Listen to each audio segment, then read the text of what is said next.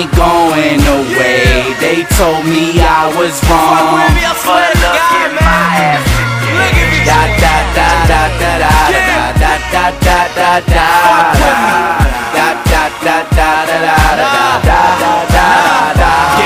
Yo guys, what's going on? I'm Tim. This is the NFL Final Score on the Cash Kelly and AC Sports Network. Let's get into the games for Week 8, I believe this is. Yeah, Week 8. So, let's get right into this. Steelers 25 over the Patriots 17. This was a game that, for the most part, Steelers controlled. Lamar Woodley has a huge game with 2 sacks, and Ben Roethlisberger passes more times than I believe he ever has in his career. And he does a pretty good job. 365 yards, 2 touchdowns. He's looked good this year. Tennessee over Indianapolis 27-10. That drops the Colts to 0-8, I believe. Curtis Painter, look, this guy sucks. There's no other way to put it. For the Titans, there hasn't been a bigger disappointment in the NFL than Chris Johnson this season. He's really let people down, and I think a lot of it, or most of it even, has to do with the fact that he just didn't get a time to get in a groove this offseason because he was holding out. Rams shocked the world, beat the Saints 31-21. Steven Jackson rushes for 159 yards and 2 touchdowns, and even with Sam Bradford out, the Rams actually get a win in this game, their first one of the season. Giants 20 over the Dolphins 17. This was a late comeback for the Giants, but Eli Manning actually had a pretty good game today. 2 touchdowns and 349 yards. The Giants come back late to win this one. In Christian Ponder's second start, he throws for 236 yards while Adrian Peterson runs for 86 and a touchdown, and they beat the Panthers 24-21. Cam Newton threw for 3 touchdowns and 290 yards. He also had a key fumble, though. Steve Smith again over 100 yards. He's been one of the best wide receivers in the NFL this entire season. Baltimore 30 over the Cardinals 27.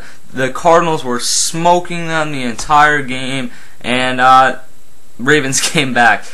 Kevin Cobb has just been a complete disappointment. I was one of the guys who felt that he was going to be a very good NFL quarterback, and I still feel that way, but he hasn't exactly gotten the job done the way I envisioned it. Anquan Bolden doesn't catch a touchdown, but has 145 yards. And then the other way, Ray Rice has a bad game with only 63 yards, but also has 3 touchdowns. Joe Flacco throws for 336. Houston beats the Jaguars 24-14.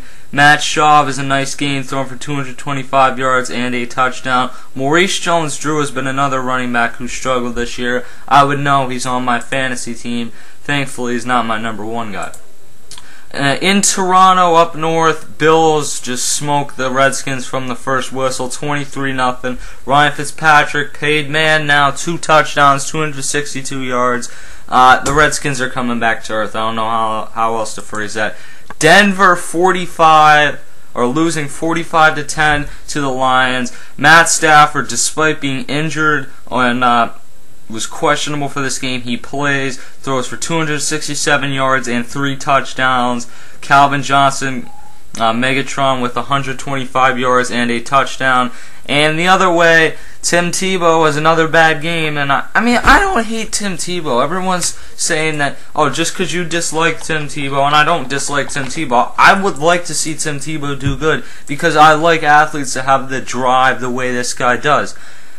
But, I mean, he's just not very good. He can't throw the ball.